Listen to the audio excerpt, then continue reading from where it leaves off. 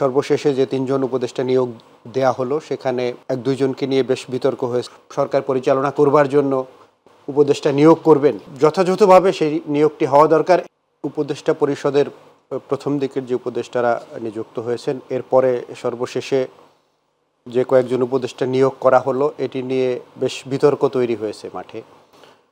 তো ছাত্র জনতার গণ অভ্যুত্থানের মধ্য দিয়ে যে সরকার প্রতিষ্ঠিত হয়েছে, ছাত্র এবং জনতার প্রত্যাশা ছিল তাদের সেন্টিমেন্ট ধারণ করে এমন ব্যক্তিদেরকে উপদেষ্টা পরিষদে নিয়োগ দেয়া।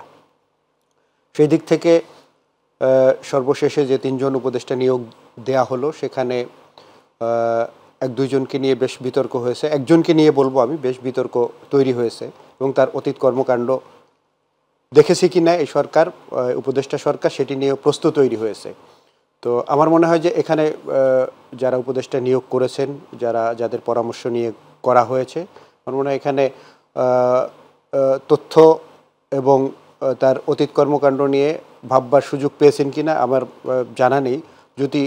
যদি তারা এটি অতীতের কর্মকাণ্ড খবর নিতে পারতেন তাহলে বোধহয় ভালো হতো, তাহলে এভাবে নিয়োগটা হতো না। কারণ তার বেশ কিছু কর্মকাণ্ড নিয়ে প্রশ্ন তৈরি হয়েছে। সুতরাং এজন্যই এই প্রশ্নটি একেবারে সর্বসাধারণের মধ্যে ছড়িয়ে পড়েছে এবং আমরা একটি প্রতিবাদ এবং বিস্ফোরণ দেখেছি ছাত্র জনতার মধ্যে। আমরা যদি এই নিয়োগের বিষয়টা বলি, আসলে কিভাবে নিয়োগ হচ্ছে, আর নিয়োগটা যদি হয়ে থাকে ছাত্র জনতার মতামতের ভিত্তিতে, তাহলে নিয়োগ পরবর্তী কেন ছাত্র জনতা এটার বিরোধিতা করছে? সেটি যদি হয়ে থাকে তাহলে বিরোধিতা কেন করবে, একটি প্রশ্ন এখানে আমারও।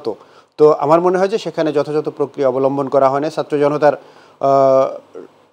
সমন্বিত যে দাবি, সেই দাবি পূরণ করা হয়নি। এটি কোনো একটি মহলের প্ররোচনায় এটি হয়ে থাকতে পারে।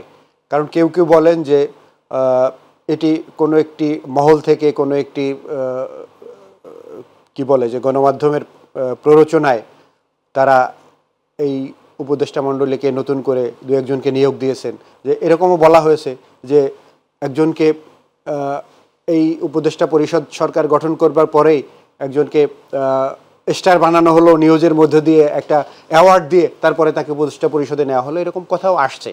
তো সেটি আমার মনে হয় যে এটি রাজনৈতিক দলগুলোর কাছ থেকে আমরা যে ওপিনিয়ন পেয়েছি তাতে মনে হচ্ছে তাদের কোনো পরামর্শ নেওয়া হয়নি এক্ষেত্রে।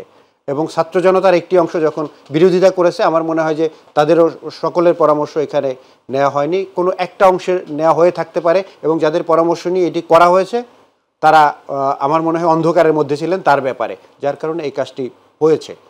তো এখন এটি হওয়ার পরে আমি আমার ব্যক্তিগত উপলব্ধি থেকে আমি যে বিষয়টি বলতে পারি সেটি হচ্ছে যে একটি সরকার যখন সরকার পরিচালনা করবার জন্য উপদেষ্টা নিয়োগ করবেন, যথাযথভাবে সেই নিয়োগটি হওয়া দরকার এবং তার অতীত বর্তমান ব্যাকগ্রাউন্ড দেখা দরকার এবং যেই বিপ্লবের মধ্য দিয়ে এই গণ অভ্যুত্থানটি সংগঠিত হয়েছে, তো যাকে নিয়োগ করবেন সে ধারণ করে কিনা।